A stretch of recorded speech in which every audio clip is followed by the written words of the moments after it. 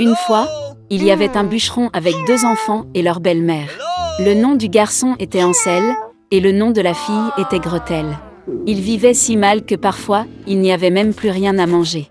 Et puis un soir, il se coucha dans son lit, se demandant comment nourrir davantage les enfants. Sa femme lui a conseillé d'avoir des enfants dans la forêt, d'allumer un feu, de donner un morceau de pain à chacun et de les laisser là. Tous les 4 ne meurent pas de faim. Mais le bûcheron n'était pas d'accord. Et jusque-là, sa femme l'a persuadé qu'il était finalement d'accord. Et les enfants, à cause de la faim, ne pouvaient pas dormir non plus et ont entendu tout ce que leur belle-mère disait à leur père. Et quand les parents se sont endormis, Ansel s'est secrètement précipité hors de la maison. La lune brillait et les pierres blanches brillaient comme des pièces de monnaie. Ansel en a empoché autant qu'il pouvait. Puis il est rentré chez lui et les enfants sont allés se coucher. Le matin, la belle-mère est venue vers les enfants, leur a donné à chacun un morceau de pain, et ils sont tous allés ensemble dans la forêt.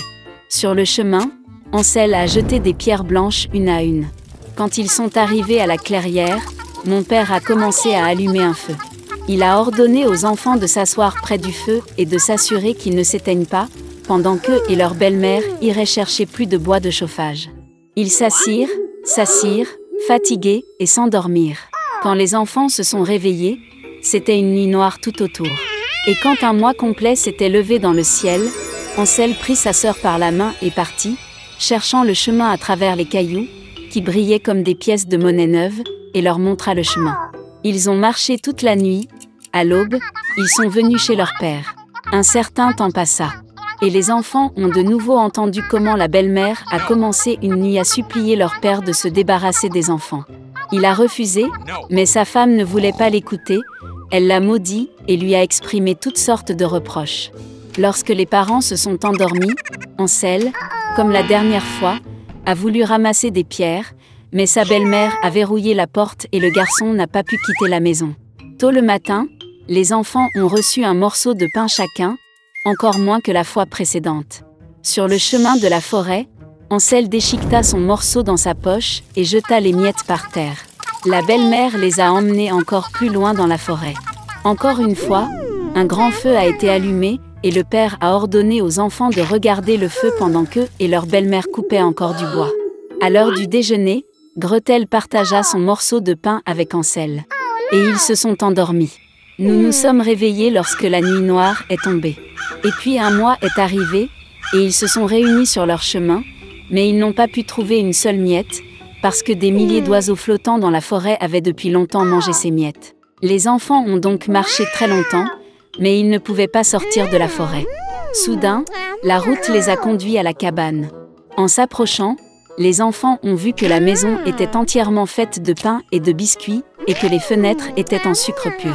Ansel tendit la main et cassa un morceau du toit, tandis que Gretel s'approcha de la fenêtre et commença à ronger ses fenêtres. Et puis la porte de la hutte s'est ouverte en grand, et la vieille femme est sortie, appuyée sur une béquille.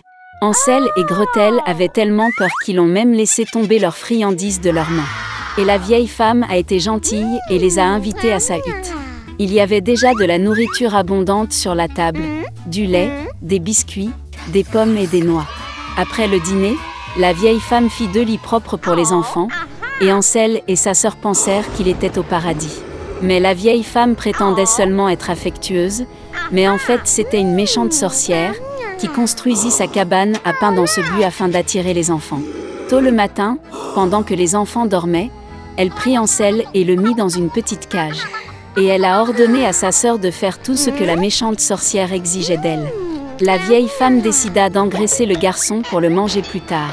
Gretel a donc commencé à cuisiner les plats les plus délicieux pour Ansel, et elle-même n'a eu que des restes. Un certain temps passa, et le garçon ne grossit pas. Puis la vieille femme ne voulut plus attendre et décida de cuisiner et de manger Ansel. Elle a ordonné à Gretel d'allumer le poêle et d'appliquer de l'eau. Lorsque le poêle s'est réchauffé, la vieille femme lui a ordonné de monter dans le poêle et de voir s'il faisait assez chaud. Elle a donc voulu pousser la fille dans le feu et la faire cuire. Mais Gretel savait ce qu'elle pensait. Elle a dit qu'elle ne savait pas comment y entrer et a demandé à la sorcière de se montrer. La vieille femme s'est fâchée et est montée dans le four. Puis Gretel la poussa et fit claquer le volet derrière la sorcière. Waouh! Comme la vieille femme hurlait alors. Gretel, quant à lui, se précipita vers Hansel et ouvrit la cage. Après avoir libéré leur frère, ils sont allés dans la chambre de la sorcière, dans laquelle il y avait des boîtes de perles et de pierres précieuses dans tous les coins, en ont rempli leurs poches et sont rentrés chez eux. Pendant plusieurs jours, les enfants cherchaient le chemin du retour. La forêt leur parut de plus en plus familière, et enfin ils virent au loin la maison de leur père. Comme il était heureux de voir ses enfants vivants, Hansel et Gretel versèrent sur le sol toutes les perles et pierres précieuses qu'il avait prises à la sorcière. Il n'y avait pas besoin de penser à la nourriture, et ils ont commencé à vivre et à se réjouir. Et le père a chassé la méchante belle-mère de la maison. Il était une fois une mère porc et ses 3 porcelets. 3 frères ont la même taille. Ronds, roses, avec les mêmes queues drôles. Tout l'été, les cochons jouaient dans l'herbe verte, se prélassaient au soleil, se prélassaient dans les flaques d'eau. Mais l'automne est arrivé. Un jour, ma mère a dit qu'il était temps pour eux de penser à l'hiver. Elle leur a demandé de construire une grande maison. Le jeune frère a dit que l'hiver était encore loin. Le frère du milieu a dit qu'il construirait sa propre maison en cas de besoin. Et le frère aîné a décidé de construire la maison lui-même. Les frères cadets et intermédiaires n'ont fait que jouer à leur jeu. Il faisait de plus en plus froid chaque jour. Le jeune frère a décidé de construire une maison en paille. Le frère du milieu pensait qu'il ferait très froid dans la maison au toit de chaume en hiver. Il a décidé de construire une maison à partir de brindilles et de brindilles. Le soir, leur logement était prêt. Ils étaient très fiers d'eux-mêmes et ne pouvaient pas se lasser de leur bâtiment. Maintenant, ils étaient libres et pouvaient faire ce qu'ils voulaient. Ils ont décidé d'aller voir leur frère aîné et de voir quel genre de maison il s'était construit. Le frère aîné était occupé à construire. Il a appliqué des pierres, malaxé de l'argile et s'est lentement construit une maison fiable et durable. Les jeunes frères ont trouvé leur frère aîné au travail. Ils étaient très surpris du genre de forteresse qu'il construisait. Le frère aîné a continué calmement à travailler. Les frères cadets et intermédiaires ont commencé à plaisanter et à rire de sa maison.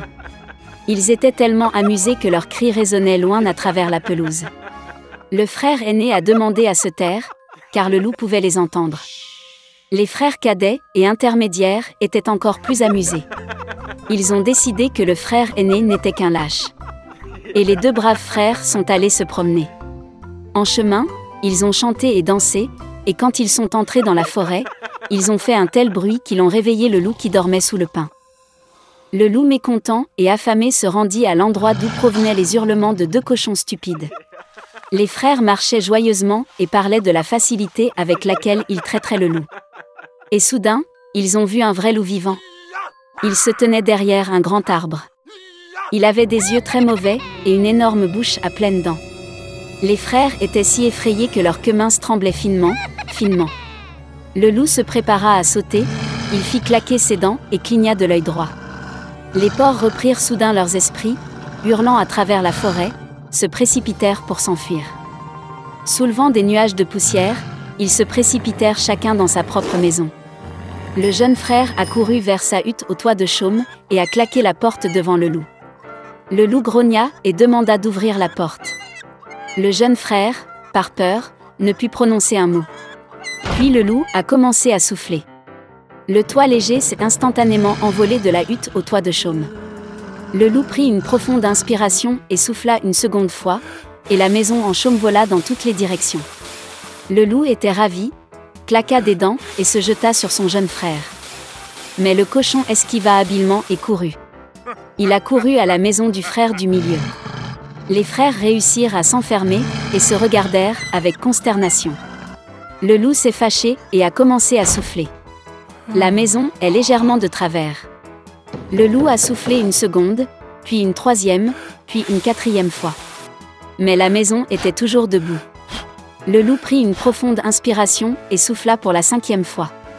La maison a tremblé et s'est effondrée. Une seule porte resta quelque temps au milieu des ruines. Dans l'horreur, les porcelets se sont précipités vers la maison de leur frère aîné. Le loup a couru après eux. Il était sûr que cette fois les porcs ne le fuiraient pas. Les porcelets se sont rapidement précipités devant le grand pommier sans même le heurter.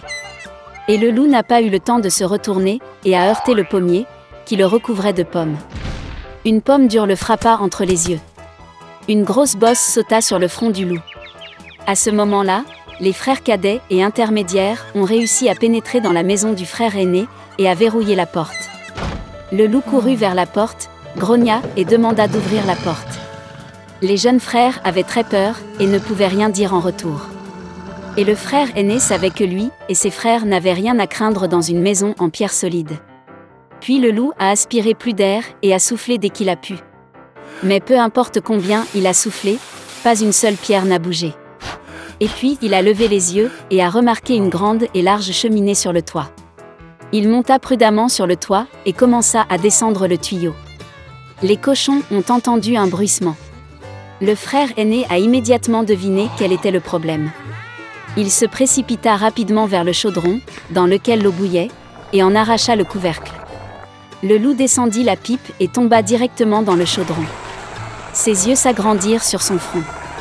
Le loup échaudé s'envola avec un rugissement sauvage et se précipita dans la forêt. Et les 3 petits cochons se sont occupés de lui, et étaient heureux d'avoir si habilement enseigné une leçon aux méchants voleurs. Dès lors, les frères et leur mère ont commencé à vivre ensemble, sous un même toit.